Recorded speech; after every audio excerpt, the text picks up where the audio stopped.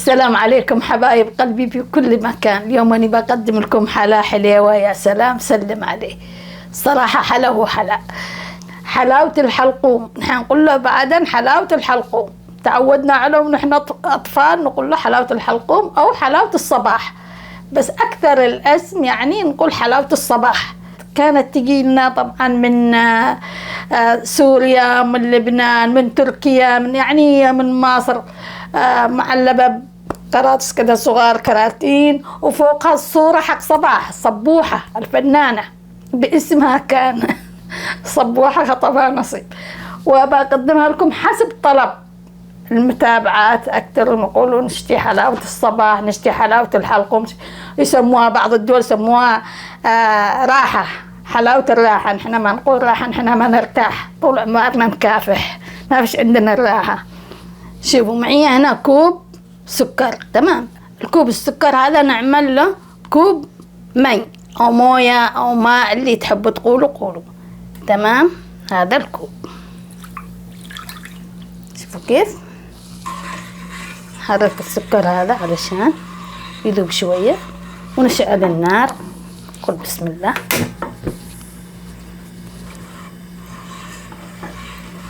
ندوب السكر يعني هنا بحيث انه خلاص يتجانس مع المي ويفور يعني. شو بدأ الآن بيفور يعني. لما يبدأ كذا يطلع الفقاقيع هذه، نجيب هنا شوفوا ملح الليمون، حنسميه ليمون. المهم ناس سموه زهر ليمون، ناس سموه ليمون، ناس سموه ملح الليمون. شوفوا قليل، شوفوا طرف الملعقة الصغيرة، يعني هي صغيرة بطرفه ترشها هنا. شوفوا النار الآن عالية يعني خليناها.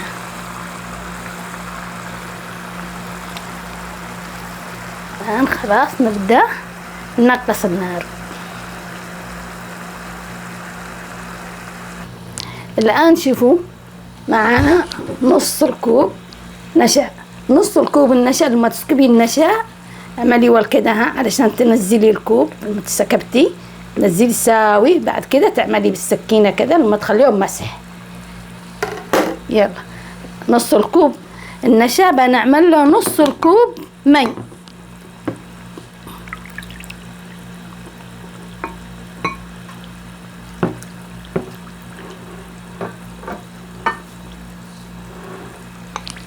لازم تخلي هذا حقك النشا جاهز في الوقت الذي تحبي تسكبيه، على طول تسكبيه قدام مخلوط. شوفي كيف يعني، ما تقسيش بعد كده تضيعي الوقت وانتي تخلطي النشا، لانه ينزل تحت يترك يعني ايش يقولوا يركض يتركض. كيف الان خلاص نحن خلينا حقنا النشا جاهز، تمام. ونحرك هنا الشيرة حقنا. طيب الآن شوفوا، مش نخليها لما قضت مطلع خلاص، نخليها بس تعقد شوية تفور وخلاص.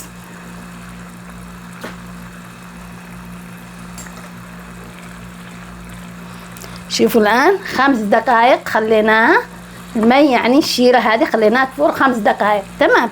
الآن بسكب قليل، شوفوها قليل دمعة. هذا ملون الطعام، صبغة يعني صباغ قليل، ما تكتر عشان يكون لك اللون كده فاسخ وحليوة. إنما تشتي أحمر حاني اعملي زيدي. الآن نسكب النشا خلاص، يكون قضى جاهز معك على طول تسكبي. بسم الله.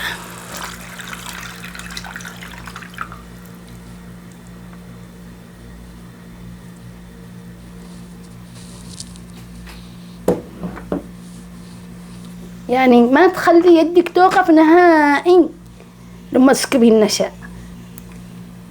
الآن شوفوا النار منقصة، يعني احنا في البداية نفكه تكون عالية علشان السكر يعني يفور ويتعقد شوية، وبعد كده خلاص ننقص. كيف يدك تكون يعني زي ما تعملي الحلاوة العادية، كل ما تعملي العصيدة نفس الشيء، بس تعصدي عشان ما يروحش عليك يعني فراعس أو كتل. أو شوفوا أنا أصلح لكم قليل علشان ما يعني ترتبك وحدة وتعملها وبعدين تخطأ فيها وترجع يضيع حقها المجهود والتعب والخسارة بدون ما تستفيد منه. اعمل قليل علشان الذي هي بتقرب ما يكونش يعني عليها تكاليف كثيرة. لما تمكني اعملي بعدين ان شاء الله حتى فراسلة كيف ها، ولا في بقى اي كتل. طيب الان بنعمل الزبدة. شوفوها الزبدة هذه الوصلة، تأكدوا منه، وصلة صغيرة يعني.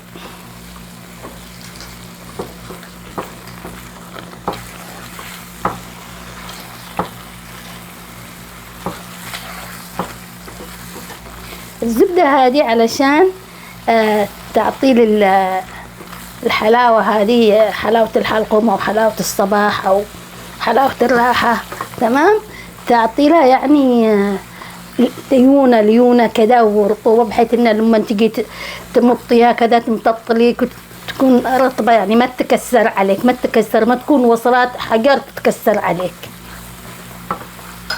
شفتوا نحن سكبنا ايش في البداية؟ كوب سكر. الكوب السكر لازم نعمل له كوب سكر بالنهاية. شوفوا كيف، لو كنت عملتي نص اعملي نص في النهاية، يعني على حسب ما تعملي السكر بالبداية تعملي في النهاية نفسه، وتعمليه مسح. الكوب اللي سكبتيه بالبداية يكون مسح، الثاني يكون مسح، تمام. بس لما نسكبه يعني على شوية شوية شوية شوية وتخلطيه، وبعد كده لما تشوفي انه خلاص انتهى من قدامك ما فيش تسكبيه قليل، وهكذا. شوفوا الآن ولا سكبنا له أي منكه، يعني ما سكبت لا فانيليا ولا ماء زهر ولا ماء الورد ولا أي شيء، تمام، لأن بنسكب في النهاية علشان تبقى الريحة، يعني عشان احتفظ بالطعم والريحة والنكهة تكون موجودة، يعني ما تروحش علينا تبخر بالنار. معلش يعني أطولها عليكم، هي قصيرة بس علشان يعني تستفيدوا وتطلع الطبخة من يدكم حلوة إن شاء الله، تكون أحلى من حقي كمان.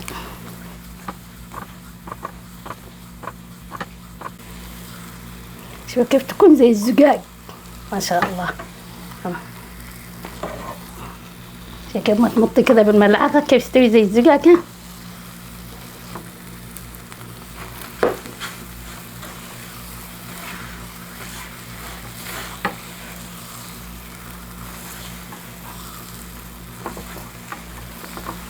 انتم اكيد بتملوا، بتقولوا عادي السكب على قليل قليل قليل، اسكب ابو كله يلا واعصر. بس صدقوني ما بطلع لكمش يعني حلوه، زي ما تكونوا كذا تمهلوا تخلوا يعني يتجانس السكر شويه شويه شويه شويه مع الحلاوه حتى يعطيكم طعم ويعطيكم كذا. هذه المطه اللي دحين شوفوا كيف، ها لما بنقلبها كذا ها كيف يستكبلك، يا سلام صدق.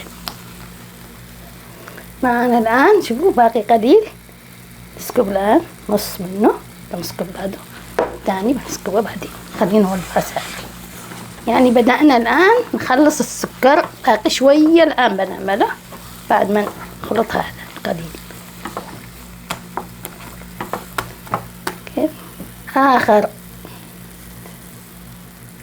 خلاص.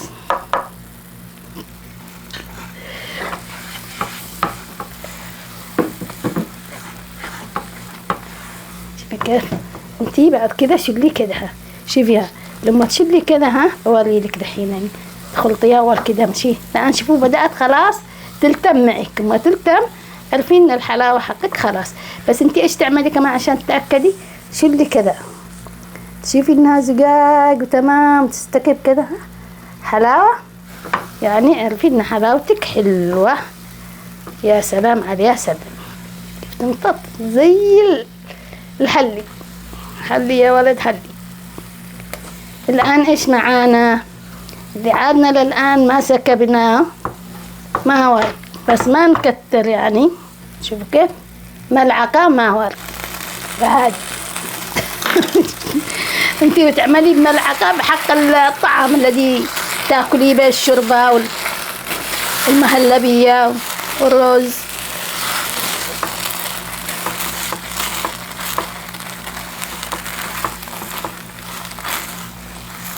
الآن لما تشوفي إنها خلاص الحلاوة حقك تقيلة من هنا تلتم، تقيلة من هنا تلتم، ما تلصق مكان ولا تتفرع عليك كله، تلتم معك زي القرص حق الخبز. شوفي كيف تلميها وهي تلتم لك تمام.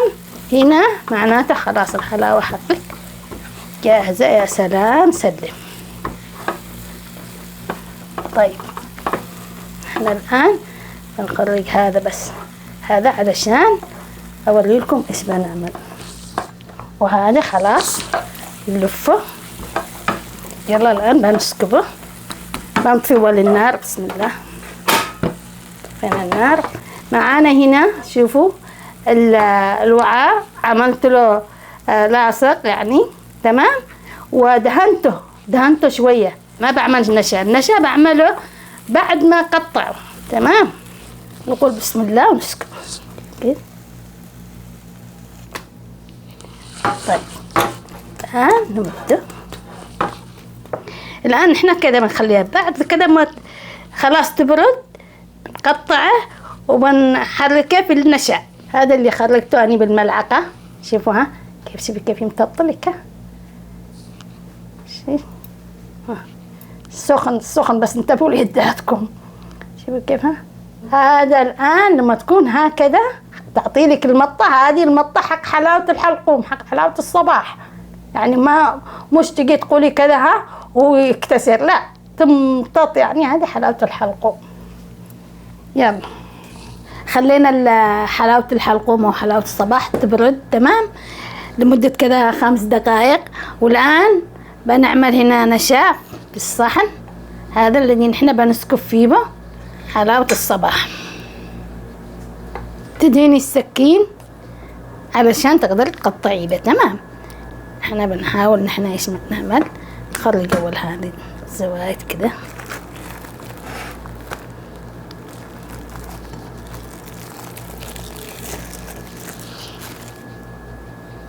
تحتها شوفوا نشا ومن فوق برضه نشا.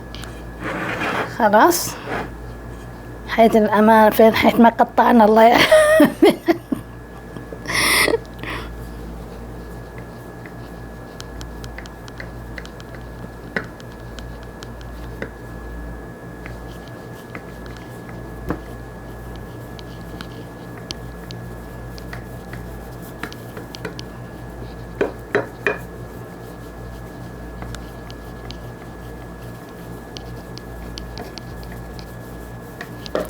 نشوف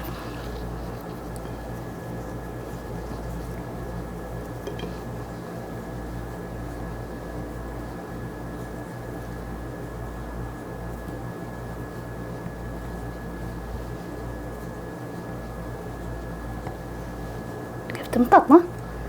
أحسن.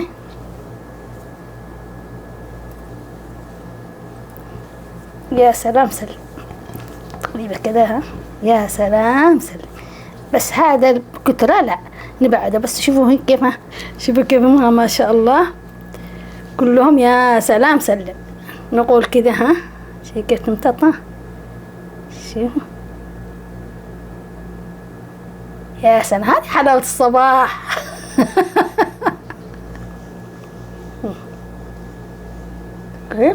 يا سلام يا سلام يا سلام يا سلام. واكل يعني نرص كده بس تنفلي منه، تنفلي هذا النشا تنفليه، ما تخليش يعني ما تخليش الحبوب مليانة لا. شوف كيف. بس أنا عملت رفيعة لأن إيش الوعاء طبعا كبير والكمية قليلة استوى مسطح.